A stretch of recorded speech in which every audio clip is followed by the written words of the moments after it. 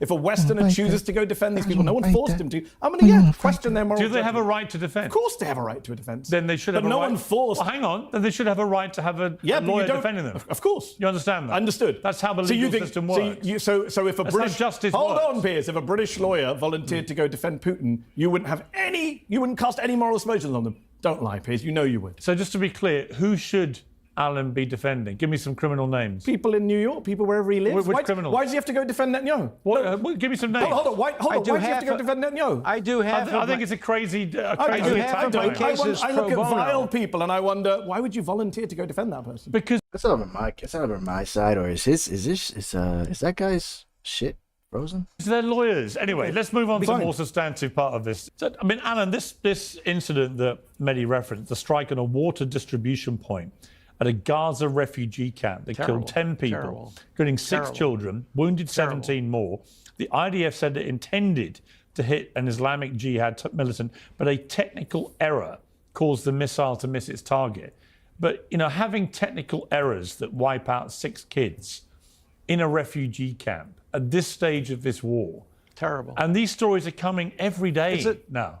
How does this end? War is hell, and these kinds of accidents happen all the time. Many Israelis have been killed by Israeli-friendly fire. Many, including. I'm gonna say I honestly don't believe this is a war, because in order for it to be a war, Israel has to be fighting an opposing army. Hamas is not an army. It is I don't know you want to call it, just regular resistance, mercenaries, terrorists, so whatever you want to call them. I don't consider them the army for Palestine. In order for it to be a war, they would have to go to war with the Palestinian army. I don't believe that's happening right now, but I guess everybody else is calling it a war. Including a relative of mine who was killed by friendly fire. Accidents happen. Israelis immediately announced that they would investigate, and if warranted, it might have been a pure accident, but if warranted, there'll be prosecution. Israel prosecutes its own criminals, and it does it all the time. And of course, Hamas rewards them. The Palestinian Authority pays terrorists to kill, pay for slay. There's an enormous difference. The United States government had many cases of accidental killings during every war we fought.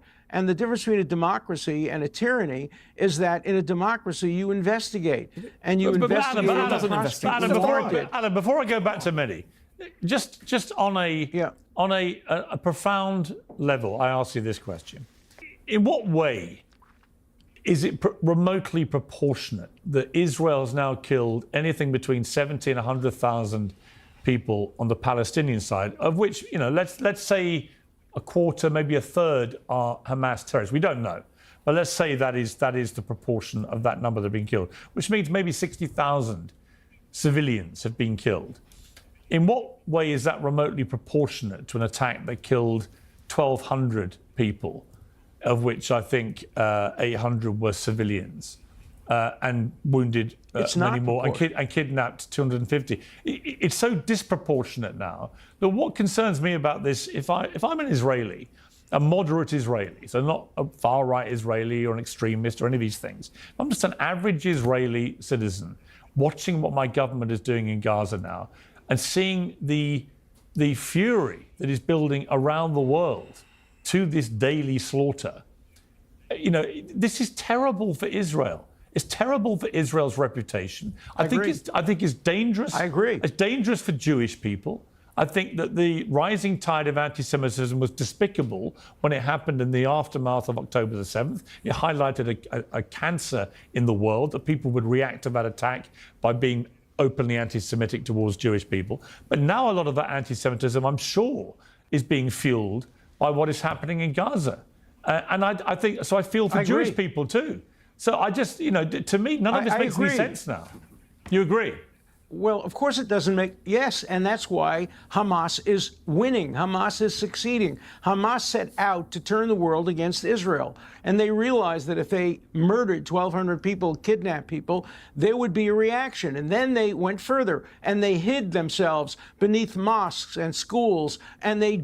My biggest beef with this claim is that he knows it. Israel, IDF knows it. Netanyahu knows it.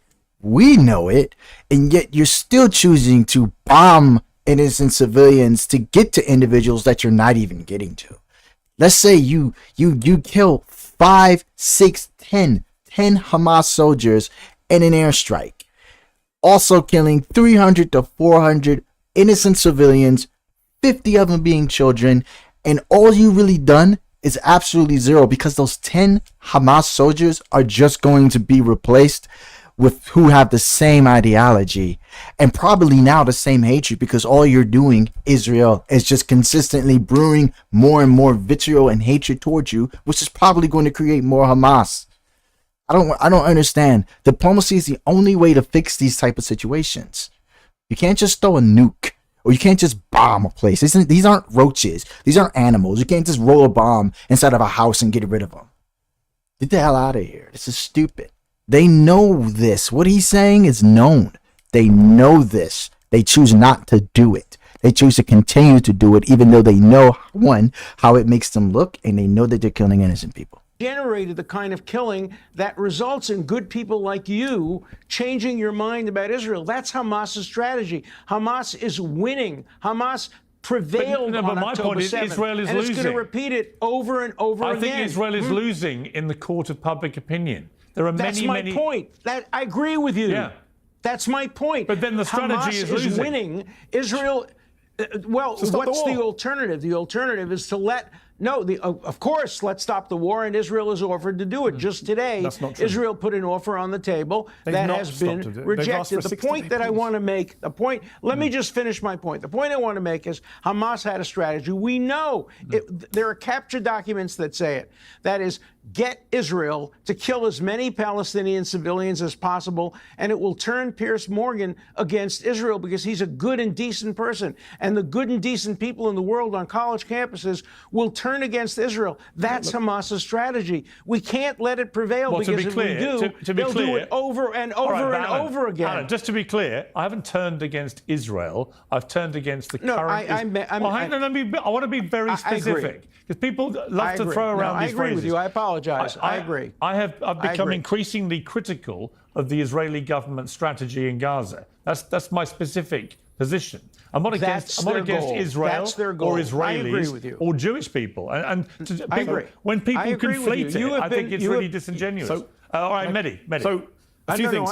I agree with So a you, few and I things. apologize for any implication to the opposite. But that has been the strategy. Okay, well, and but they're if it- prevailing, okay, and we but that can't is always let the that strategy yeah, but Alan, that succeed. is always the terrorist strategy. It was the strategy of Al Qaeda. It was the strategy That's of right. ISIS. So That's right. Yeah, but that's right. And the United States overreacted All too. right, let me get Mehdi's response. Mehdi. So a lot was said there again. Yeah. Let me try and respond. This is insane to suggest that Israel has accidentally killed 17,000 children. Anyone who says that should be laughed off television, whether they're a professor of law or not. 17,000 people were not killed accidentally. The children who were killed in a waterline were not killed accidentally. The children lining up, 9 who were killed last Thursday for nutritional supplements, as UNICEF says, outrageously for UNICEF aid, were not killed accidentally. Children who were shot in the head by snipers were not killed accidentally. I have friends of mine, doctors, who have gone out to Gaza and have come back and said, we saw kids were brought to hospital with sniper shots, bullets to the head, to the chest. Multiple American doctors have said that. Farouz Sidwa, Mark Perlmutter, Irfan Galaria. Go Google it if people don't believe me. So it's nonsense. Israel is killing kids deliberately, has done so for the last 21, 22, whatever so months. You can't push this bullshit line anymore about people were hiding under hospitals. Do you disagree We've with- seen it do on you tape, disagree? Piers. Okay, We've true. seen kids killed in cold blood on tape. You've seen it. I've seen it. Do you disagree? So, Do you disagree with what Alan said, that this was Hamas's deliberate strategy? I don't know what Hamas's deliberate strategy was. we And know, if it was, by the way, well, Piers, hang on, let me finish the question. They created Let me finish an answer. They created a vast tunnel network Yeah. in which they hid, Yeah. but left the civilian Yeah. population That's to be undeniable. slaughtered. So, in other words, That's I think undeniable. it's perfectly But we rational to agree with what Alan said about the Hamas strategy. Yeah, isn't it? but hold on. What's interesting is, and as you pointed this out, why do it then? If we all know that's the strategy, no one forced Israel to go kill. Bingo.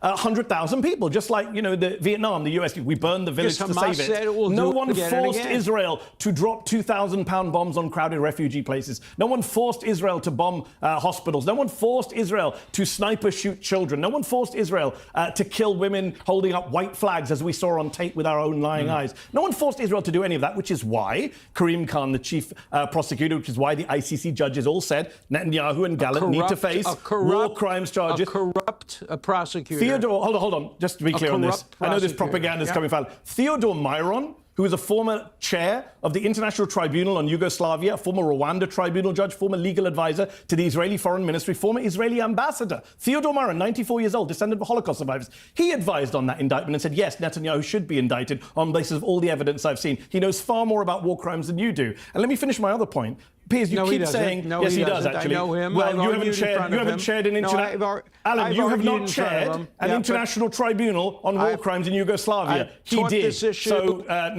I've written books about it. Great. I have written a new book He actually about prosecuted it. war criminals, and he's not corrupt. He's a Holocaust survivor. He's a 94-year-old Israeli-American Jewish. It doesn't mean he knows more about war crimes than Alan does. Yes, he does actually. Somebody who's prosecuted war crimes, Piers does. And let me finish my other point, because both of you always interrupt me. Piers, one point you've said earlier about Israeli civilians, members of the public. You said moderate Israelis. You said earlier Smotrich, Ben-Gvir don't represent Israelis. I wish that were true. I wish it was, but the Israeli Well, you're going to cite that poll with 80%, but I'm going to cite multiple polls, right? Well, that one is a bit of an outlier. Well, the Penn State, there are multiple polls, Piers. I can cite you 3 or 4. My colleague Diana Budo has written about it for Zeteo.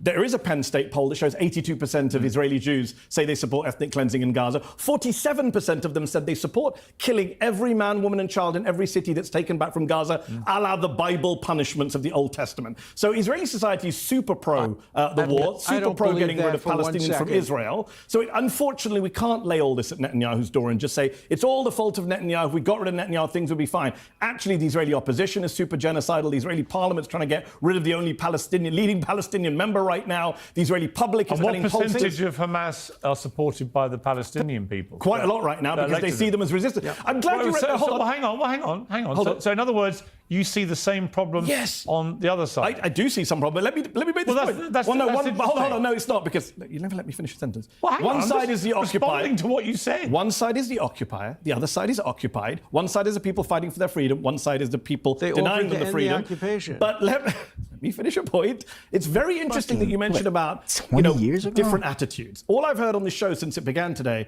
is poor Israelis, think about the Israelis. Alan has said multiple times now, if your people were killed and if your women were raped, then you would respond like this. Well, the Palestinians would say the same, because that's what's happened to them. Alan said war is hell. If somebody came on the show, Piers, and said to you after October the 7th, Alan, stop interrupting, Alan, let me speak. You've spoken the most on the show. Let me speak. When was there a 7-Eleven? Piers, 7-Eleven is the name of the store. Tell me when there was a 7-Eleven. Piers, if somebody came on the show after October... Wait, what? 7-Eleven? Like the... I'm feeling really stupid. Like, when is he talking about the actual 7-Eleven? Will we get our Slurpees and shit? Or is there like, I might be missing something. The 7th and said to you, well, 1,500 people were killed in Israel. War is hell. Would you be okay with that answer? You wouldn't be. So let's not tolerate it from supporters of Israel, please. Let's be consistent in our morality. Okay. Because that was a deliberate. Okay. So is your favourite man Netanyahu's killing of children. I think the problem, Alan, with where Israel's got itself with the government and the IDF at the moment, is that it appears to most people outside of the IDF and the Israeli government that there are a huge amount of children who are being killed on a daily basis, and this argument that none of it's deliberate gets increasingly tenuous. We can see it. The more that are killed. Piers, with our own eyes. I want to end because we run out of time. It's true. Well, we run out of time. It's true. Yes, our eyes are lying to us, Alan. I want to end, Alan, by asking you about... Let me make one point. Yeah, very quickly. I want to just finish on one other point, but go on. Sure, but one point. What conceivable benefit would I think he's actually talking about 7-Elevens. 7-Elevens actually shut down in Israel. All their stores. The fuck cares about fucking Israel 7-Eleven? ever get by killing civilian children. Well, They exactly. would do everything to avoid doing that. I don't they think don't they are, want to Alan. do You're it. They're lying. I only don't think doing they it. are, Alan. They're bombing a hospital. They bombing a hospital. Have you listened to because the Israeli entire politicians? They brag Hamas about it, Alan. leadership You can come on was here and under gaslight the Western hospital. public, but Israeli politicians say with their own mouths. Israeli politician They say it with has their own ever mouths, bragged Alan. about We've all heard them. We've all deliberately seen killing them a say it. child. Not just No, Smotrich, Ben-Gvir, it's but just not Netanyahu, true. the heritage It's minister, just the not- social equality minister, the deputy you speaker of find me parliament here, who I'll said tell you burn what. down Just to be Gaza. clear, Mehdi, you have just interrupted, Alan. Of course I have. I spent half an hour listening to interrupt me. That's fine. I will come give on. $1,000 contribution to Hamas if you can find a quote directly from The fuck? Netanyahu saying why that we Netanyahu, why not everyone deliberately else? kill children. Why not everyone and what else in his happened. government? No, you quoted. Look you at that, quoted Alan. Look how scared you Netanyahu. were. You won't give the quote for the quoted entire Israeli Netanyahu. government, will you? But Go on, Alan, will you say it for the let me Israeli ask you- government? I'll take your bet right now if you say it's for the Israeli government. If I Only don't think you Netanyahu. can find a single person in the I don't think you can find a single person in the Israeli government, even Smotrich and even Ben-Gvir, who will get on this show and say, we deliberately kill children because we hate Why would they say Palestinian that? children. Put that out there. And we Why would they say that? They wouldn't say it to your face. They wouldn't say it on air. That doesn't mean that's not what they believe, or at least it's not what the government believes. Maybe they personally don't believe it, but their government, the actions of the government, is basically saying this is what we want to do. So. them to die. That's just not true. No, but you know they do what? it because they He use said them we as are human conquering and shields. cleansing Because Gaza. We Hamas will destroy wants- Gaza is what The trouble is, Hamas Alan, you wants can these keep- children Alan, to die. Alan, they can Hamas keep saying- wants these children to die. Yes, but you know what? I Yeah. don't think the Israeli government cares give a about shit. the number of Palestinian children it's don't give a killing. shit. I really don't. Because if they did, I think they do. if they I did, think they do. they would now They stop w- this war. That's my opinion. I want to end on something I wa- else. they want to Alan, stop the war. I want They to wanna end on. stop Well, the I war. don't think they're trying hard enough. But look, we can disagree about that. I just want to play a clip. This is Tucker Carlson talking about the Epstein scandal. Let's take a look at this. And I think the real answer is Jeffrey Epstein was working on behalf of Intel Services, probably not American. And we have every right to ask, on whose behalf was he working? Where did all the money come from? And no one has ever gotten to the bottom of that because no one has ever tried. And moreover, it's extremely obvious to anyone who watches that this guy had direct connections to a foreign government. Now, no one's allowed to say that that foreign government is Israel because we have been somehow cowed into thinking that that's naughty. There is nothing wrong with saying that. There is nothing hateful about saying that. There's nothing anti-Semitic about saying that. There's nothing even anti-Israel about saying that. Okay, Alan, it's got a lot of pickup, this from I Tucker was Carlson. Epstein's. Yeah. I was Epstein's lawyer. I tried desperately to get him a good deal when he was first arrested. I went to the prosecution with everything we had. I asked Epstein over and over again, what can you tell me? Did you work for the government? Did you do anything for the government? If he had done anything for the government, first person he would have told would be me, and I would have gone to the government and say, well, you can't prosecute this guy. You have to let him off the hook. He's worked for the government. There isn't one iota of proof or truth to the claim that he worked for the Israeli government. Jeffrey Epstein visited me in Israel when I was there as a visiting scholar. It was the first time he had ever been to Israel. He asked me to put together a group of smart people to have lunch. I included Aaron Barak, Yitzhak Zamir, a few people. He didn't know anybody in Israel. He has never had any connections with Israeli intelligence. And Tucker Carlson just made it up completely out of whole cloth. Okay, but There's okay, nothing to it whatsoever. And what you said has been corroborated by Naftali Bennett, the former Prime Minister, who said today, well, corroborated in the sense of this defence has been corroborated. He said that Epstein had nothing to do with the Mossad ever, and never in his knowledge ever did any work for the Israeli government. Now, this is still being investigated. We shall see. But no one's, as Alan rightly says, no one's established this yet as a fact. To the contrary. Alan, before I go to Mehdi for a final response to this, you've been quite vocal since the Trump administration shut down the Epstein case. You've been quite vocal that you know specific names of people that, in your estimation, That's right. should be prosecuted. So my question for you is, why don't you just put them out in the public domain? I can't because I'm under court order. The courts, two courts in federal courts in New York, have imposed gag orders on this. I don't know anybody who necessarily should be prosecuted. I know the names of people who were allegedly clients or allegedly had sex, and those names are being suppressed because their lawyers how many went names to are we court talking about? and got. Oh, probably just a handful, maybe even fewer. But we know that there are some, and we know that some of the names that are being suppressed not only are names of people who are accused, but also information about the accusers, because some of the accusations are clearly false accusations. And so what I've said from day one is we want every single thing disclosed, nothing redacted, everything open, so that the public can judge the validity of the accusations, the name of the accusers, the names of the accused, and put it all forward so that the court of public opinion has all the information.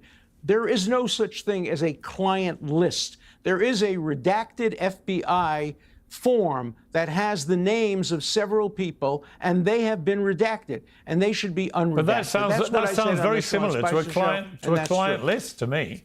It is a list of people. No, it's an accusation. No, it's not a list. It's a list list would of be people. something that Epstein put together. This is a list of people who were accused by somebody or by others of having improper conduct, and those names have been suppressed. That's not a list. That's a list of accusations. They may all be false as far as we know. Okay. And if you're going to turn out the names of the people accused, you also ought to provide all the information about the accusers. And in so all your that time, Adam, everybody before I can go to Mehdi for the evaluate final them. word on this, in all your time around Epstein and this case and all your knowledge, Right. has there been anything to link President Trump, Donald Trump, to anything that in your eyes ought to be further investigated? Absolutely not. They knew each other. They were part of the Palm Beach Circle. They were at each other's homes. And then apparently Trump banned Epstein from Mar-a-Lago. But there's never been an allegation that Trump did anything wrong. And I've never seen any evidence to suggest that. Period. The same thing is true of Bill Clinton. There were all kinds of allegations that he was on the plane, that he was on the island. That has never been proved. It's easy to make these accusations.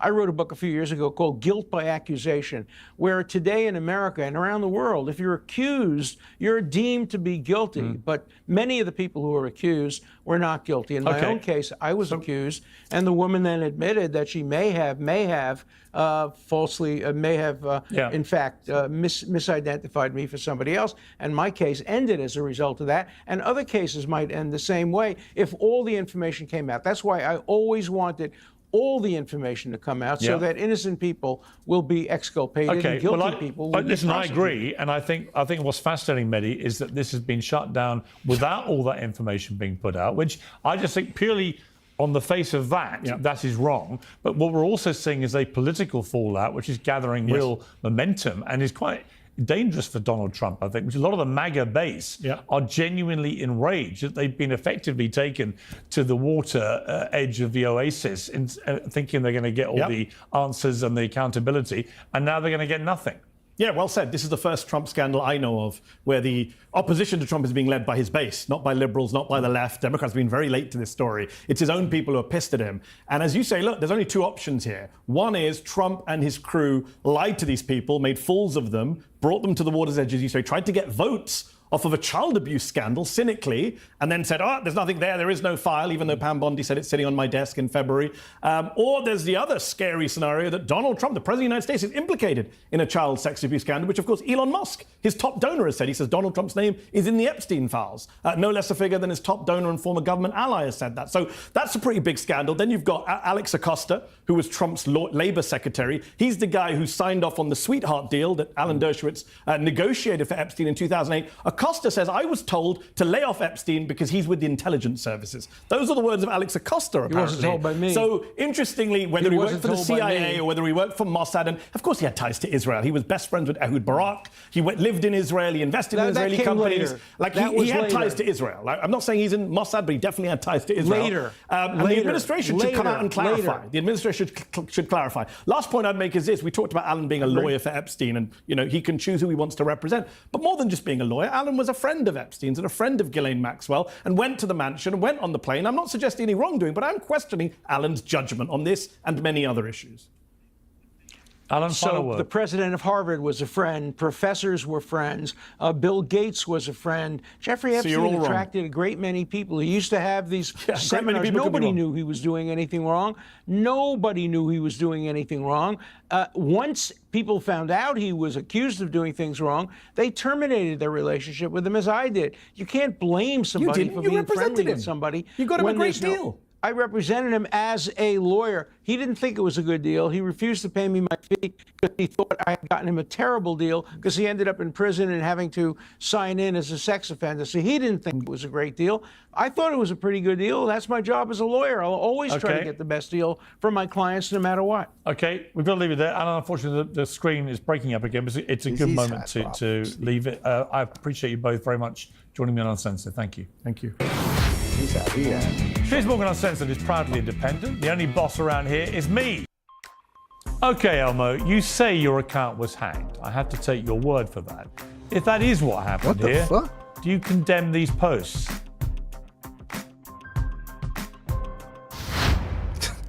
President Trump was all smiles yesterday as Chelsea lifted the inaugural Club World Cup in New Jersey.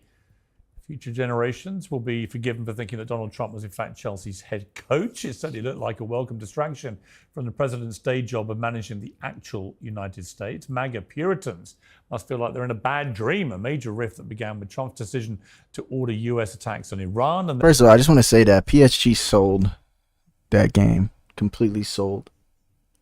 then descended into outrage over the Epstein files is about to be compounded by a dramatic shift on Ukraine. Vladimir Putin has 50 days to make a peace deal or face massive tariffs and an influx of weapons to Ukraine. We are very unhappy, I am, with Russia, but we'll discuss that maybe a different day. But we're very, very unhappy with them, and we're going to be doing very severe tariffs if we don't have a deal in 50 days. Yo, why does he always think a tariff is the answer? Like, honestly, ooh, tariffs. Oh my God, Russia's been sanctioned for like ever by the United States. I don't think Putin is afraid of tariffs. It's crazy. Tariffs at about 100%. You'd call them secondary tariffs. You know what that means. But today we're going to talk about something else. And as you know, we've spent $350 billion approximately on this war with Russia and Ukraine, and would like to see it end. It wasn't my war, it was Biden's war. It's not my war. I'm trying to get you out of it. Well, Senator Lindsey Graham, a MAGA bête noire, says that the Trump is pivoting to a game-changing strategy of backing Ukraine. The chorus of US conservatives saying this is not what I voted for could be about to get a lot louder. This weekend's Turning Point USA conference in Florida was dominated by fury over the Epstein fumble and by criticism of Attorney General Pam Bondi. It's extremely obvious to anyone who watches that this guy had direct connections to a foreign government. Now, no one's allowed to say that that foreign government is Israel because we have been somehow cowed into thinking that that's naughty. Epstein is a key that picks the lock on so many things. I Not just fucking hate Steve, man. as individuals, but also institutions, intelligence institutions, foreign governments, and who is working with him on our intelligence apparatus and in our government.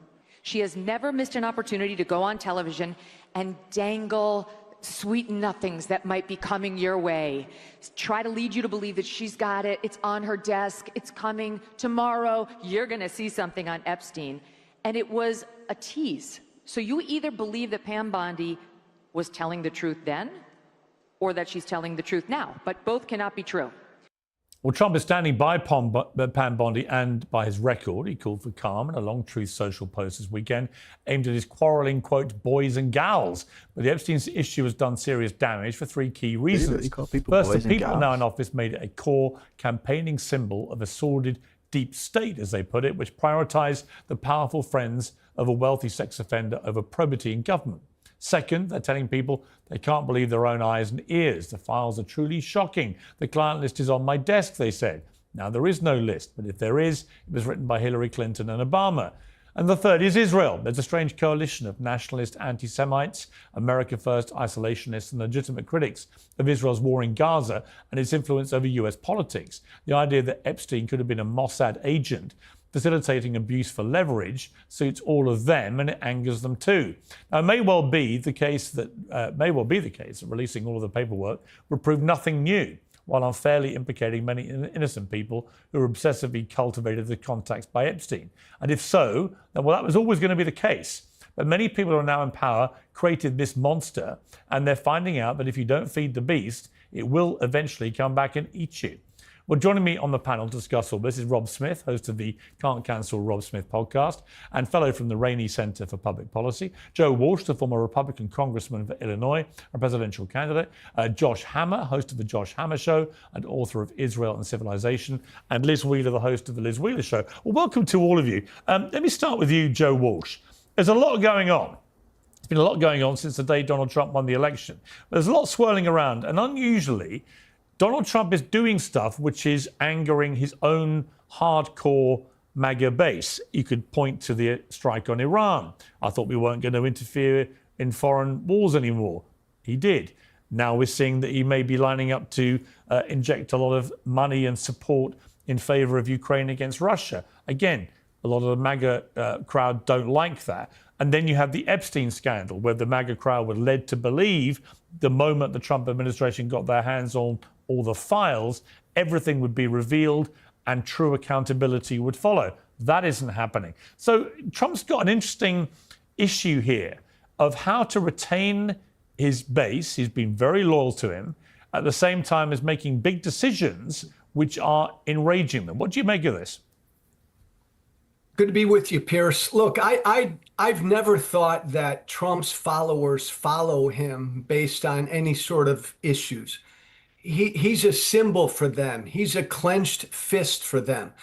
He's always been perceived of as an outsider who's going to reveal the deep state. Piers, that's why I think this Epstein story is going to damage him big time. It's not just Bondi and Bongino and Patel who are out there for a few years lying, right, to their audiences about, oh my God, the Epstein thing, the files, the list. I'm going to deliver Bill Clinton's head on a platter. Trump was saying the same damn thing. So when you look at this Epstein list, they promised their MAGA base that this was going to be the mother of all deep state, going after the elite pedophile kind of a scandal like we've never seen. And now Bondi, Patel, Bongino, and Trump are all saying nothing there. Let's look away. Let's move on. They can't do that. So either, Piers, they were all lying to their base and then they assume roles in government and they learn the truth, or it's more sinister than that and they're covering up for Trump.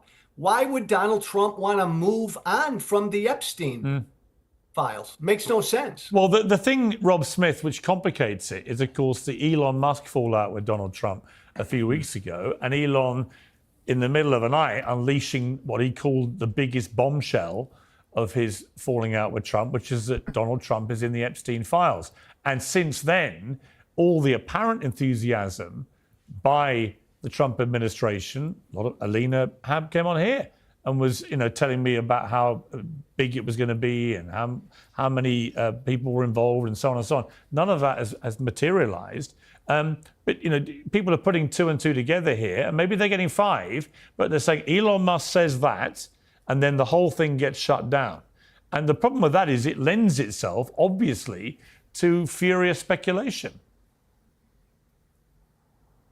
All right, Piers, let me make, thanks for having me. Let me make a couple of points here. First, my first point is this. The concern over the Jeffrey Epstein case and the Epstein files and all of this stuff doesn't really seem to be a concern of the everyday American that voted for Donald Trump. It seems to be Fucking cap. an exclusive concern of the types of people, myself included, as one of my side jobs, that speaks on camera or podcasts or spends time on social media every single day. In addition to being a podcaster and a content creator, I'm also a fellow with the Rainey Center for Public Policy. And as such, I talk with local and state legislators all across the country. They want to talk about deporting illegal immigrants. They want to talk about making sure that America can compete with China in the race for energy independence. They do not want to talk about, nor do they care about the Epstein files. That's the first point that I want to make, is that nobody really cares about this. that doesn't do things like this for a living. The second point that I will make about this entire topic is that, yes, the Alina Habbas of the world and a lot of people on Team Trump made a fundamental miscalculation when, after being elected and after being put in their positions, they still went on podcasts and they went on cable news and they kind of like drummed up and ginned up this expectation that there was going to be some big reveal. That was a fundamental miscalculation on their parts. And I think that a lot of people who are either never Trump conservatives or people that are pushing liberal propaganda would like to make it seem that this is some huge schism or huge shift in the MAGA base, of which I don't think it is. I think that the one thing that the MAGA base truly cares about is illegal immigration, and the Trump administration is doing their job when it comes to that. So, Piers, probably a lot of people on this panel are going to disagree with me, but I just simply do not think that the average American who is not terminally online cares at all about the Epstein files. Did they make a miscalculation spending too much time on social media themselves and ginning up this expectation? Yes, but the average American just doesn't care. Today's show is sponsored by American Financing. If you're feeling stretched by... Why he pays bills. Since we're talking... A conspiracy... Oh, God dag it.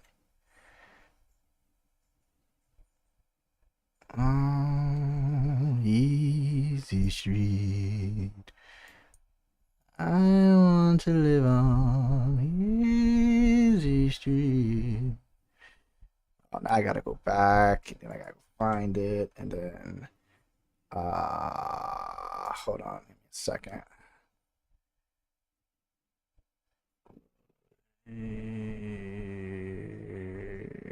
Is this it? I don't know. Yeah. I want to live on Pay your mortgage payments and win some breathing room. Experts at American Financing can show you how to use your home's equity to pay off debt. Consultants are helping many homeowners to restructure their loans and consolidate dates, all with no upfront fees. Their customers are saving an average of $800 per month, which is like a $10,000 raise. It's fast, it's simple, and it could save your budget this summer. So call them today before it's too late. 866-721-3300. That's 866-721-3300. Or visit americanfinancing.net/peers. Okay, I think you'll find Liz Wheeler cares. Liz Wheeler. With all due respect, I think Rob Smith is misreading the MAGA base. I think President Trump, with all due respect, is misreading the MAGA base on this too, for an interesting reason, right? Let's go back to that day in February at the White House. I was there. I was one of the new media figures that were invited to the White House. I was given one of those infamous, infernal White Epstein files binders that day. And we weren't actually invited, by the way, to be given those files. We weren't invited to be given anything on Epstein or even to meet with Pam Bondi. We were there for a cool initiative by the White House to, ostracize the mainstream media and instead say, hey, we're not going to reward bad behavior and propagandists. We're going to give you access to the upper echelons of the Trump administration. That's why we were there, to meet with all kinds of officials in the Trump White House.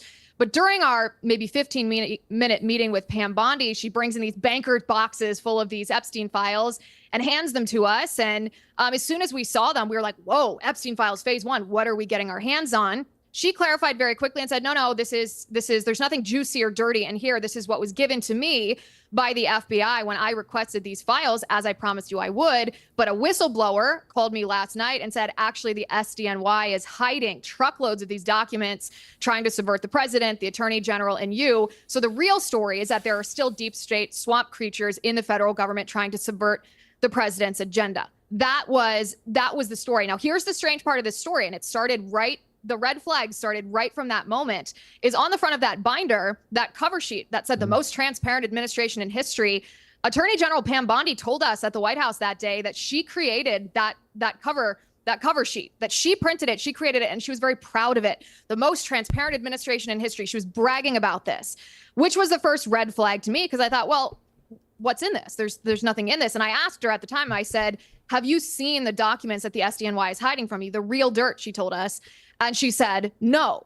So you fast forward a little bit, at the time, she's the Attorney General of the United States. It's a friendly White House because I'm a supporter of President Trump. You give the Attorney General the benefit of the doubt. You hope she produces.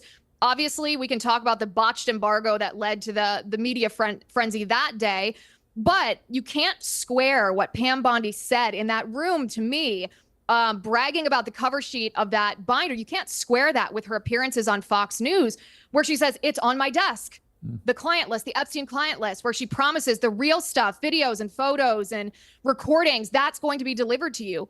You can't square that then with its unsigned memo that probably she leaked to Axios saying, actually, there's no client list, there's no blackmail, he definitively killed himself, you're not getting any more information. So Piers, suddenly we're left in this situation. And the reason this narrative is so important is because it demonstrates why the base cares about this, why it's not just an online issue. Listen, I was never one of those podcasters that dug deeply into all of the details and nuances of the Epstein case itself. I was never one that was filing FOIA requests for government information about it.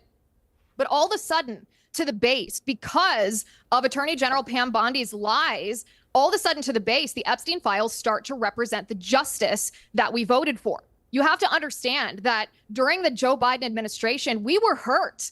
We were hurt by the deep state. We were told you have to stay in your homes. You're locked down because of COVID. You're going to be forced to get a vaccine. We were thrown in jail over January 6th. We were castigated as Russian agents because of Russiagate. We were hurt by the lawfare against President Trump, by censorship. Pro-lifers were jailed. Undercover journalists, some of whom work for my show right now, were targeted by the FBI. Parents were called domestic terrorists. Catholics were called violent extremists. We were hurt by this deep state.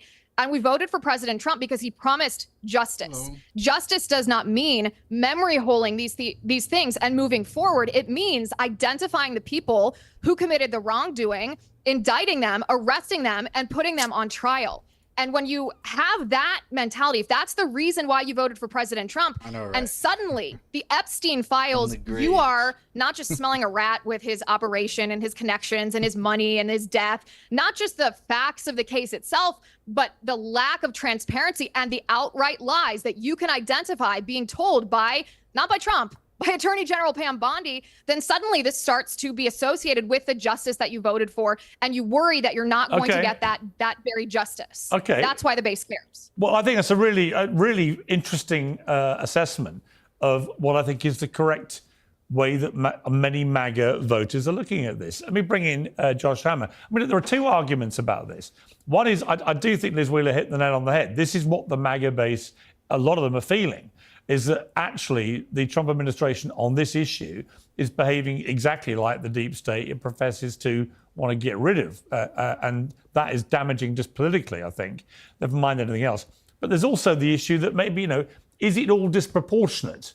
That actually, are there much more important things going on? As we're talking, President Trump has come out and said, look, if Russia doesn't do a deal now with Ukraine in the next 60 days, then all hell's going to break loose with massive tariffs. 50 days, I think. Let me read the exact quote. We're very, very unhappy with them, Russia. We've been doing severe tariffs. We don't have a deal in 50 days. Tariffs at about 100% and billions of dollars more in weapons for Ukraine if no deal is done. And he's already authorized the use of the Patriot missiles. There's a lot going on here. Israel, there may be a ceasefire in Gaza and so on and so on. Are people putting a disproportionate amount of attention on the Epstein files? Or is it, in terms of the politics here, actually really significant because it may hemorrhage Trump's core support? Piers, it's a great question. I happen to agree with large swaths of what both my good old friend Liz Wheeler and what Rob Smith have said. So I'll try to thread something of a needle here. I certainly agree with the entire list of grievances that Liz laid out against the Biden administration when it comes to XYZ things, prosecuting the pro-life grandmothers under the FACE Act, calling anti-critical race theory parents domestic terrorists. All of that is totally fair game. And more generally, Piers, I think what you have to understand when we talk about something like the Epstein files, there have been so many data points over the past 5 to 10 years in American, perhaps by extension, Western public life, but especially American public life, that have really made people genuinely distrust authority. You have COVID-19 and all the various restrictions and the vaccines and the lockdowns and all that our governor here in Florida, Ron DeSantis, calls the biomedical security state. That was a major deal. Big tech censorship subsequently revealed by Elon Musk in the Twitter files. That was a massive deal as well, especially when it comes to the 2020 election, the 51 deep state spooks, John Brennan, Jim Comey. I could go on. Russiagate. There are a lot of things that I think have soured the American people there. So when you have what appears to be an irreconcilable flip-flop, what we have seen from the Trump administration, I think that a lot of people definitely. Me personally, I think that I don't think we should care about the Epstein files as much. Honestly, to be honest, they said they were going to do it. I think they should do it. They ran on this. Trump ran on it. He said it was going to happen. Everybody in their mama, especially in his fan base, was like, finally transparency in the government, or with our government, our administrations, and this is what's happening. Me personally, I didn't think it was a big deal. Trump made it a big deal. Conservative MAGA made it a big deal. So I don't think people are going to be able to focus on it, because this is something that this is a monster they created. They have to deal with it. Me personally, I think too much attention has been given to the Epstein files, but then again, I feel as if that's on them, and I'm just here to watch it all unfold. Their kind of jaw drops to the floor, and they're asking, perhaps not illegitimately, what the heck is going on here. On the other hand, I think Rob Smith is totally right. And this was actually the syndicated column that I wrote just on Friday. I titled this column, "Log Off Social Media and Return to the Real Things." I think it is also true that the median Donald Trump voter, not the median attendee of a high-profile conservative conference, the likes of which the one I just spoke at yesterday, the Turning Point USA, those are the kind of folks who are really riled up about this. But the median... Absolutely not. I think, again, what these individuals forget is that Donald Trump ran on this. Everybody, he was voted into office because of the transparency that he promised. He promised Epstein.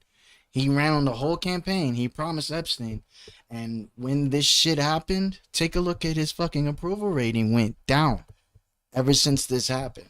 So that's just a flat out lie. They're trying, it's like, stop trying to save face. He fucked up.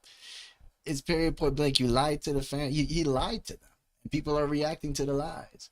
Just because they have a weird smirk on their face and because they're actually the people that they're talking about doesn't mean that they can connect with the average voter. I go by the polls. The polls are stating that because of this, his approval rating has tanked. So I'm not going to go by person who voted for Donald Trump to lower the price of chicken and eggs and butter at the supermarket, which he hasn't done, by the way. Who voted for Donald Trump to finally once and for all secure the southern border and to make sure that illegal aliens are not disproportionately committing crime. Who voted for Donald Trump to try to get some semblance of peace and stability, whether it's in the Russia-Ukraine conflict, the Middle East, or to finally once and for all roll back Chinese hegemony in the He's done zero. He's not done that. Indo-Pacific. To me, these are the real issues, Piers. These are the issues that I personally get very animated about, certainly in my capacity as a speaker, as a talker. And I think that the Epstein files is not unimportant. The administration, clearly this has been very, very far from their finest hour. But I think that this too is ultimately going to blow over. If there is one thing that I feel very, very, very confident about knowing about Donald Trump's voters, they support Donald Trump. Okay, people like this is Josh Hammer. People like Josh Hammer are really, really out of touch with what happens and like actually listening to people. I feel like he thinks of the average Trump voter or average voter in general. And I think, okay, we put him into office because of this. Okay, now we're going to walk away. But they don't actually listen to what the voters actually wanted. They did want the Epstein files to be released, and that's not happening. Donald Trump said he was going to do it. They haven't done it. They wanted peace in Ukraine and Russia. Donald Trump said he would do it on day one. I knew he was bullshitting, but he still hasn't done it. They wanted peace in Gaza and Gaza and Israel. Donald Trump said he would do it. Still hasn't gotten it done. So I mean, like, you're trying to get people to focus on things that are also not happening. So it's like I'm confused on where he wants people to do. People aren't going to just be like aren't going to just turn a blind eye to their administration that they put into office to just flat out lie. They got put into office because of these issues, and they're not accomplishing shit. And if Donald Trump is really, really, really going to dig his heels here and stand by his Attorney General Pam Bondi, regardless of the merits, whether that is a good or a bad thing, Donald Trump's voters are going to stand by him. And I think that we will probably forget about all of this 2 to 3 weeks from now. Do you know the spanner in the works of that, actually? I'll bring Joe back in. You know, Elon Musk is lurking in the wings here. And he's not just any old lurker. You know, this is the most, the richest and most successful businessman, arguably in American history. He unleashed his 200 million followers on his own social media platform to thoroughly endorse Trump all the way back to the White House. I think he had a significant effect on Trump winning that election, particularly with younger male voters. I think he is vengeful. I think he's angry. I think he feels he's been let down, obviously brought in to do Doge, and then sees a big, beautiful bill which he thinks is the opposite to what Doge was trying to achieve, and so on. So they've had this big falling out. He's already shown how intemperate he can be, with his posting, and that bombshell. Donald Trump's in the Epstein files and so on. I think anyone who thinks Elon Musk's going to leave it all here, I think if he senses that he can politically damage Trump now, as he promotes his America party and so on, I've got a feeling this has quite a way to play. If you're stressed about back taxes, I just don't understand why they're so fucking naive. It's just like stupid smirks on their faces. I think his name is Rob Smith, the guy on the far left. Like I don't understand what's so difficult to understand how politics actually works, how it works through the eyes of a voter. So it's like, it's really simple. If I vote Joe Biden in or Kamala Harris, and because Kamala Harris said she's gonna show us the MLK files or the JFK files, she ran on that and said that this was going to happen, and it doesn't happen, I'm going to be upset about that, because I took my time to put you in a powerful position, probably the most powerful position in the world. I went out of my way to vote for you. You know what I mean? Like, so it's like, I don't understand why they think voters are just going to overlook this. Last few years has been echoing what Bongino and Patel and Bondi and Trump and Vance all said about the Epstein files. And they're upset. They're every bit as upset as Liz Wheeler is and others are. The conservative talking voices are. I agree with Liz. This is not an online issue. For the MAGA base, this is a huge issue. I can't remember another issue where Trump has gotten so much blowback from his own base. And I keep coming back to this, Pierce. Why? The base was promised these goodies.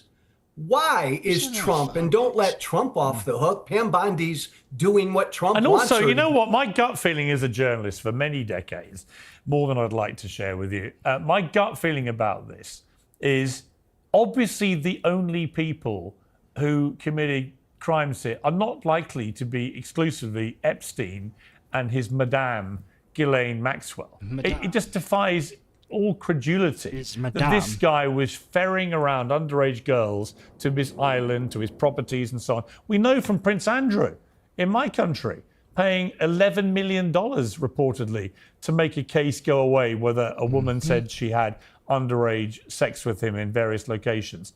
Now, why would the Queen of England's son pay $11 million to get rid of a problem like that for someone he claims he never met? So a lot of this stinks, honestly. And I've always felt there are lots of men. I interviewed Alan Dershowitz earlier, who was actually wrongly accused by the same person that accused Prince Andrew, and who herself took her life very sadly recently. It's riddled with tragedy, this whole story. The poor girls in this in many different ways. But what he did say was interesting. He knows personally of a handful, as he put it, of men who he believes, are in these files who should be properly investigated. And when you have someone like Dershowitz, who acted for Jeffrey Epstein in his first case back 15 years ago, he knows him better than most people. If he says there are other men who ought to be investigated, I can't see this going away. So, Pierce, can I jump in for a moment? Pierce, I agree. So why Pierce, does can Trump... I interject Hang here? on, I'll bring you all in. Let Let Joe just respond quickly. Can I Then I'll bring interject? Liz, and then I'll bring Pierce. Rob. Pierce. So then, Pierce, I agree with all of that. So then why does Trump want it to all just go away? I don't It know, doesn't and make I sense. find it odd. And I'd love to ask him. I find it odd, but I also think from the conspiracy theory viewpoint, and it may not be a conspiracy theory. We don't know, right? Because the files haven't all been released. But that Elon Musk post, and then the juxtaposition on the timeline of all this getting shut down is pretty close, right? It's like, well, hang on a second.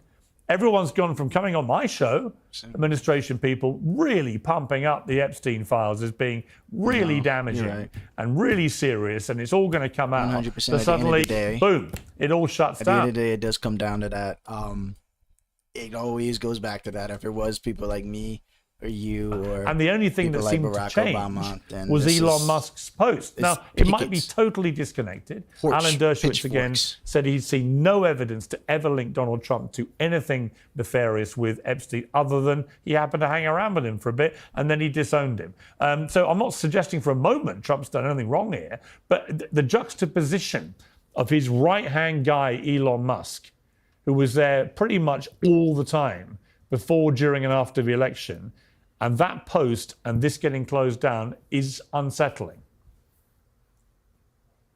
Piers, let me jump in here for just a moment because I think a couple of things.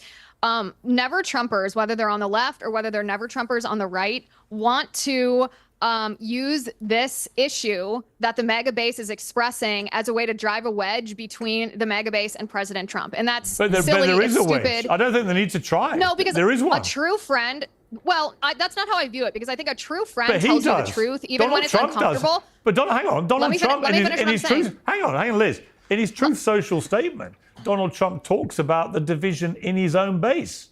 Right? He talks about the boys and gals all falling out in the MAGA base, right? So it's not outside people trying to create a wedge here between MAGA and Trump. It's Trump understanding that all this stuff around Epstein has created a big wedge amongst his MAGA base. He's the one that's identified. Okay.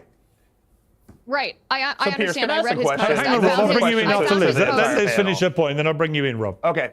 Yeah, let me finish. Let me finish my point here. So, a true friend tells you the truth even when the truth is uncomfortable. Correct. And there's this idea that criticizing an administration that you support is somehow disloyal, and that's not how I view it at all. I view it completely the opposite. I share an America First agenda with President Trump, and I want to do what I can to help him run his administration the most effectively that he can. Sometimes that means sharpening his administration. Like when I exposed Dr. Jeanette Nishiwat, his Surgeon General nominee, who was absolutely terrible. She was a COVID freak. I did that not to get one on the Trump administration, but to make sure the Trump administration understood what the base wants when it comes to COVID accountability and COVID justice. So when I look at this issue, the Epstein files, first of all, there's one person who made this a problem in the past 4 months, and that person is Attorney General Pam Bondi. Yes, there was a lot of talk from various figures during the campaign about the Epstein files, but it was Pam Bondi who deliberately gave us those Epstein binders. It was Bondi who bragged about making that cover sheet. It was Bondi who I totally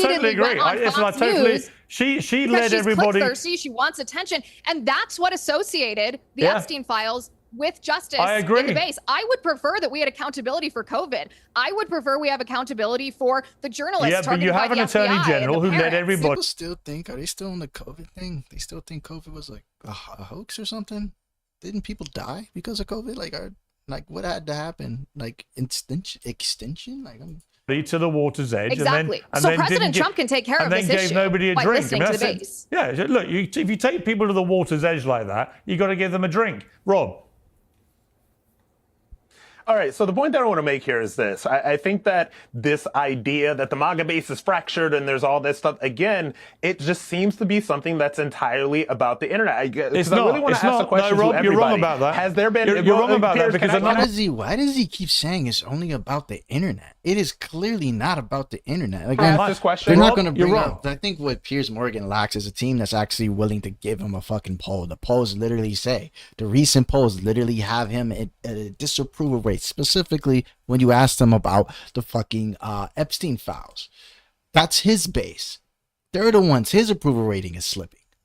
So there is a wedge being drove, and he knows it. Why does he keep saying that? Vote for big time help of Ukraine, did they? This was going to get sorted in 24 hours, and they didn't want to have any more intervention in foreign wars and so on. So again, if I'm a MAGA guy, and I'm already incensed about the Epstein thing, and now I'm hearing that Donald Trump, who has closed down the Epstein files, now wants to go all in behind Zelensky, who many people on the MAGA side think is, a reprehensible character. I don't get it, why they think that, because I've met him. I respect him hugely. I think he's been invaded by a marauding Russian dictator. And in the good old days, the conservative right in America would be united in wanting to repel the Russian invader. Those days don't exist anymore. But my point is, it's not just going to be about Epstein. I think that Trump's going to find that a lot of the MAGA base really don't like him now going full in behind Ukraine. What do you think of that? So I have lots of thoughts on Ukraine. I've had lots of thoughts on Ukraine for a long time. Just a very brief word, if I may, on Epstein and DOJ to kind of put a bow on that conversation. Then I'm happy to weigh in on Ukraine. Look, I hear you, Piers, and I hear Rob. I agree this is not a solely online phenomenon. My contention is that there are other issues I think the median Trump Vance voter cares more about. But I think there's also a bit of a missing of forest for the trees type thing going on here, even within the confines of the Trump DOJ. Piers, I'm also a lawyer. I clerked on the U.S. Court of Appeals for the Fifth Circuit. I speak at law schools all across the country. This is the most conservative Department of Justice in my entire lifetime. Has Pam Bondi and the DOJ handled all of this to a T? Have they crossed all the T's, dotted the I's? No, of course not. I am not here to be Pam Bondi's apologist or anything like that there. But when you look at what the DOJ is doing when it comes to prosecuting this, prosecuting that, assisting Tom Homan to execute the avowed largest mass deportation operation in American history, all the things that Solicitor General Sauer is doing at the U.S. Supreme Court when it comes to ending chemical castration for minors in the state of Tennessee, and on. The DOJ under Trump is getting win after win after win. So that is what. Bro, these guys so uneducated, but like so fucking loud. One of many reasons why I come back to the point that if Donald Trump is really castrations is fucking crazy. Going to dig in his heels on this and stick with Pam Bondi, as I have every reason in the world to expect, based on all my sources, that he is 100% going to do that within the next 2 to 3 weeks at the most, people will have forgotten that this ever happened. So that's kind of my bow on that conversation. Now, turning a little bit to Ukraine and Russia. Look, I am someone who has indeed been skeptical of aggressive U.S. involvement in Ukraine for a very long time. I've written countless articles on this. I've spoken about this at great length. I view the exact contours of the eastern boundary between Ukraine and Russia to be something that is not necessarily directly in the American national interest. Of course, if Vladimir Putin starts marching into Warsaw, Poland triggers Article 5 of NATO, very, very different conversation there. Now, I did vote for Donald Trump, among other things, for foreign policy because he shares my nationalist, realist, sober foreign policy that is neither neoconservative nor isolationist. I think that Donald Trump, with good faith, has really actually tried to get a ceasefire between Russia and Ukraine. He has tried to apply pressure on both Vladimir Zelensky and Vladimir Putin. Probably a little bit fucking bullshit. Like, are you kidding me? Like, I remember when Zelensky came into the Oval Office to ask for more assistance from Donald Trump and J.D. Vance, and J.D. Vance had a bitch fit because Zelensky told them, it's like, you're not going to be able to work or talk with Putin. He specifically said, you're going to find out. You're going to find out. And they were like, no, we're not going to find out. You're going to find out, blah, blah, blah. Well, they found out. Too much pressure, actually. Like, literally, Zelensky was right. They found out that they can't fucking reason with Putin. Like, Joe Biden said in the debate with Donald Trump, you can't reason with Putin. You can't do it. Like, nobody was listening to Joe Biden. I understand that he was old and you couldn't really hear what he was saying. But if you actually paid attention to the actual debate in its entirety, literally, Kamala, Joe Biden had told you, everybody, what was going to happen, what couldn't happen. And, like, we're seeing it now.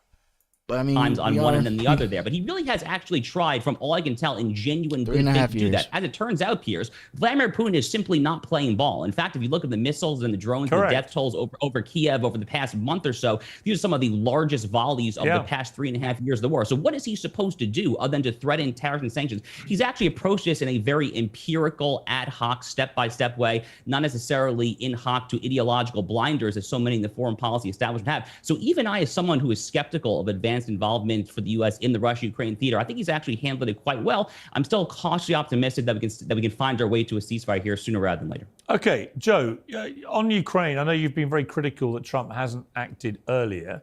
I've talked to him quite a few times this year, and I got a real sense of his utter determination to stop the senseless killing as he saw it. The numbers are just, terrifying of soldiers on both sides getting killed on a daily, weekly, monthly basis. So I've got no doubt he's determined to bring this to an end. I think he felt he could do a deal earlier with Putin than has turned out to be possible. I think he gave Ukraine quite a hard time. We all saw that. It was a bit unedifying in parts with the Oval Office bust up and so on, but it was certainly effective in getting Ukraine to crystallize their relationship with the United States to a way that Trump was happy. And I think Ukraine were okay with where they got to with the mineral deal and everything else. The problem, as Josh just said, is that Putin is not playing ball. In fact, what he's doing is raining more and more bombs down on Ukraine. And I feel the moment has come where the doubting MAGA right on this have got to understand what they're dealing with Putin.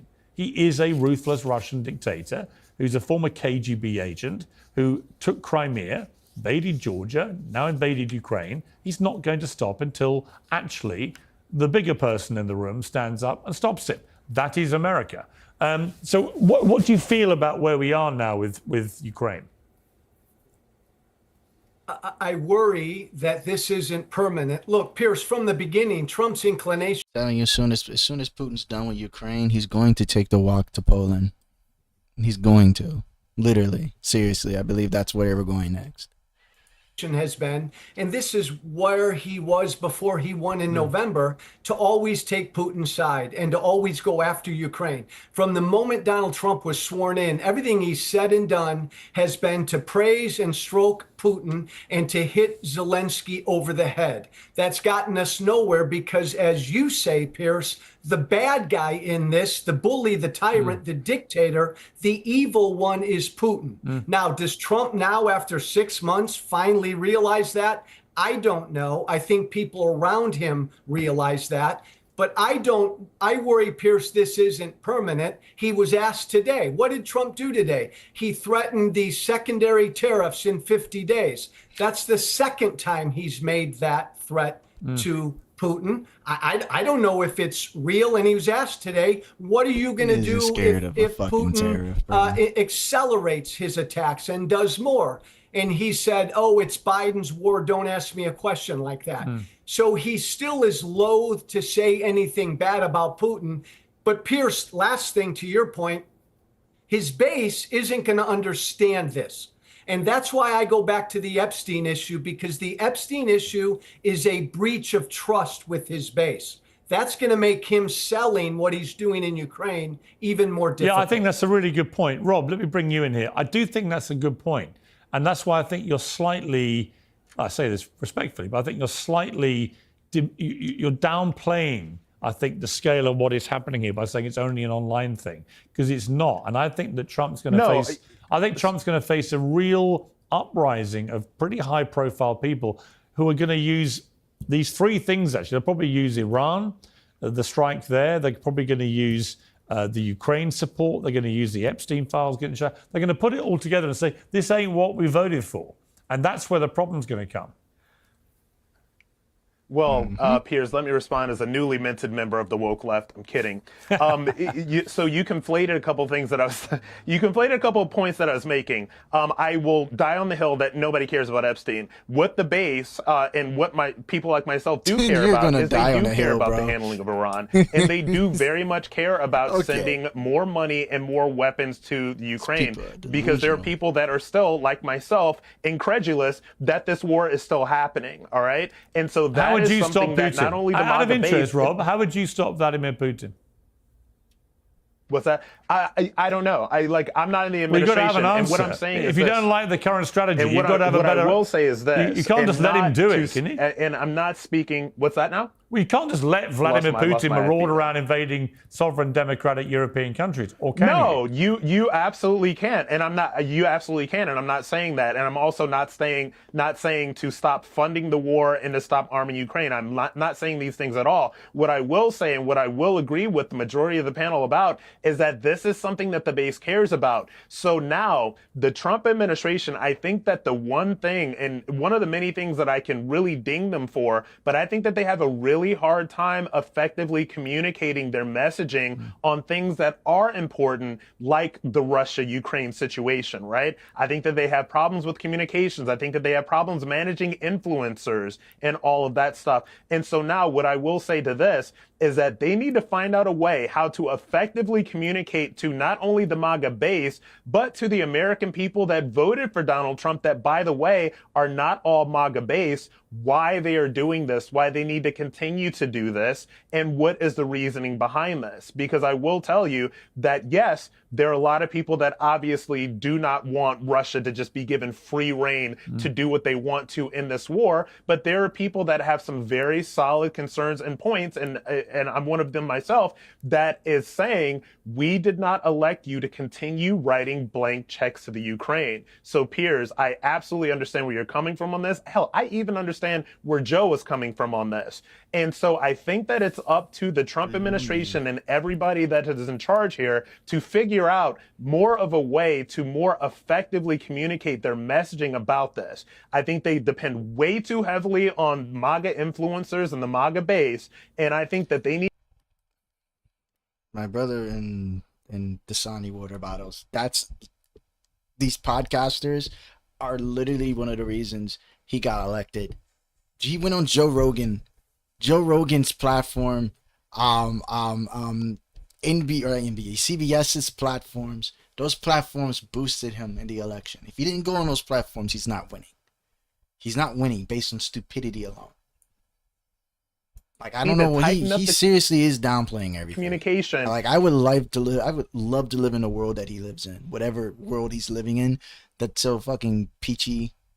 And they have to actually have some of their employed staff people whose job it is to be communicating these things to the American people. They need to get them out there effectively communicating this, because I think that they're losing in the comms game right now, because it's all about communications. And I don't think they're doing a great job. Okay, Liz. Two things. First of all, the American people and the people that voted for President Trump want nothing more than an audit on all of the money, the American taxpayer money, or the money that Joe Biden printed and sent to Zelensky, because you can believe two things at one time. You can believe that Vladimir Putin was wrong and shouldn't have invaded Ukraine. And you can also understand that when Joe Biden sent blank check after blank check of US dollars to Zelensky, it impacted us. It devalued the US dollar, which caused inflation. I need proof. I need proof of that. I need proof. I hear that 1,000 times. I can't find proof of sending money to Ukraine, which, by the way, already had a budget set for them. It's not like we're just printing money and giving them to Ukraine. They already had a side budget set for them to actually support. The only other way, you can't get through Putin with diplomacy. You won't ever do it. No president has been able to do it. So the best that America can do is fund and assist people, assist Ukraine with this war to fend off Putin. I mean, that's less likely. I mean, it's better than putting United States troops on the ground. Like, I don't want that. I don't want them to do that. I don't want them to do that. I'm perfectly fine with them continue to support Ukraine. You're not going to get Putin to the table. 30% tariffs are not going to work. Putin does not give a shit about his own country and his own people. He doesn't care about his people that much to actually give a fuck about how bad tariffs are going to hit Russia. Let's be honest. You're dealing with a dictator. You're not dealing with some kind of person that might be reasonable. Some kind, warm-hearted person. You're dealing with a fucking dictator. Come on. Like, let's be honest. To rise, which made it more difficult for us to buy gas and groceries. That's real world effects, day-to-day kitchen table effects that it had on us, even if you think that Vladimir Putin is wrong. So I think my standpoint on this is that we should audit every dollar that we sent, whether it was in military equipment, whether it was in humanitarian aid, every dollar we sent to Ukraine, because I don't want to be paying for the pensions of Ukrainian government bureaucrats when we have issues we need that money for in our country. That's the first thing. The second thing is the answer to your question that you posed to Rob before of, okay, well, what should be done to stop Vladimir Putin? Well, the answer is President Trump has an almost 100% track record in foreign policy. If there is one area that he gets less credit than he deserves, it's foreign policy. That guy is good at foreign policy. And look at I agree a couple with months that. ago, that Truth Social post when he said, guys, don't be panicans about the tariffs. He said he just stayed quiet because when you're in the middle of a negotiation, you can't show your hand to your base because it also shows your hand to the other side. And he just sat there for about 72 hours while a lot of his base lost their minds about the tariffs. And ultimately, all the countries that he levied these tariff threats on caved. And we are now in a situation where he is working towards a more or a fairer playing field for economic trade deals with countries all around the world. What economic trade deal is he working toward? He's still trying to hack. As a minute, he just literally tried to put new fucking tariffs into the European Union, into the EU. What the fuck is she talking about? Are these just do conservatives and Republicans just have basic default talking points? They just go back to the start. Like they never ever. They just like it's like default. It's like I'm going to say. All right, my cat's angry. It's just like it's going back. It's like they have this default button. It's like I don't know what else to say. I'm just gonna go say this. It's like it's so fucking stupid. He's literally doing this fucking tariff shit, and he's not scaring people. If anything, Donald Trump is fucking up on America's probably most dangerous weapons, and that's influence. By the time Donald Trump leaves office, America is going to lose its ranking as, probably the most trusted country like ever. But because Donald Trump has literally fucked up relations with everybody. So come 2028, I hope good luck to the next person in line, because that person's going to have to fix everything that he fucked up. I have absolutely zero idea what the hell she's talking about. If I was able to have a conversation with her one-on-one, I would ask her, what are you talking about? Which negotiations? Which tariff worked? She would not be able to give me the answer because it's just a basic default button That is what's happening before our very eyes right now. These tariffs that he is threatening on Vladimir Putin, it's the exact same playbook. You can just watch what's unfolding. Step back for a minute and watch what's unfolding. You can see it happen. So I'm not fearful that President Trump is sending more Patriot missiles to Ukraine, even though I don't think that we should be involved. I don't want more of my money sent over there. I know exactly what President Trump is doing. He is negotiating his way, and he's being tough about it because, like you mentioned, Piers, Vladimir Putin didn't just roll over on day one like Trump, and we were all hoping that he would. You have to play a little hardball, and this is the Trump negotiations strategy. Yeah, my money is on President Trump. I think it'll work. Yeah, I mean, listen, he also gave Iran a deadline to do a deal. And the day after that deadline elapsed, Israel attacked. And about 10 days later, Trump attacked with the most powerful bombs in the world. So this idea that he doesn't go through on things, I think people that live under that massive misapprehension, look at General Soleimani, look at the former head of ISIS. I mean, there are lots of people where Trump, has been boxed into a place where he thinks, actually, I'm going to do something. And I think Putin's got to be very careful. So all right, I'm not trying to listen. I'm not trying to boost his ego or what have you. Or I'm not trying to say if there's anything that throughout the years, I don't think anybody on this panel has understood. I'm surprised Piers Morgan has covered this shit for like 80 years. Thank you. Exactly. It's like Putin's not afraid. That is a nuclear equipped country. Like, why would Putin, again, you're talking about a dictator that does not give a shit. You're not talking about Zelensky. If you was to switch places, Zelensky might fear that because Zelensky might actually care about his people if the roles were reversed. But when you're talking to a dictator who wants the Soviet Union back, the USSR, you can't reason with that. He doesn't care. He's going to sit comfy with a bear skin around his shoulders. He doesn't care about his people. He doesn't care about his own soldiers. Like, come on, bro. Like, I don't understand where they're getting this logic from. Like, him, I'd be like, do not push Trump too far, because if Trump thinks you're mocking him, which I think he does now, in the way that Putin's going about this war, then I think he's going to suddenly wake up and find that actually Trump's no longer his big pal. what is he gonna? He's gonna bomb Russia? He's gonna bomb Russia? Like, what can you leverage? But we'll see. Look, it's a fascinating. Already, this Trump administration is one of the most fascinating I've ever covered, and we're only 6 months in. We're all nearly exhausted. There's only 3.5 years left, but it is riveting to watch, and it's great to talk to you all. Thank you all very much. Thank you. Just a bunch of fucking buffoons. They're just a bunch of idiots. I honestly don't say shit without coming up with a fucking solution. Like, literally, they're just gonna fucking sit there and, have these conversations. I'm gonna slap 30% tariffs because Donald Trump thinks that what he can do with China or what he can do with little Taiwan is gonna work with fucking Putin. It's not working. It's not working for China. It's not working with Putin. I don't care how much they want to glaze Donald Trump. The tariffs, none of that's actually working. We're paying the same amount. We're not gaining anything out of anything. Like, just because Donald Trump says we're playing ball or they're playing ball doesn't mean they're actually playing ball.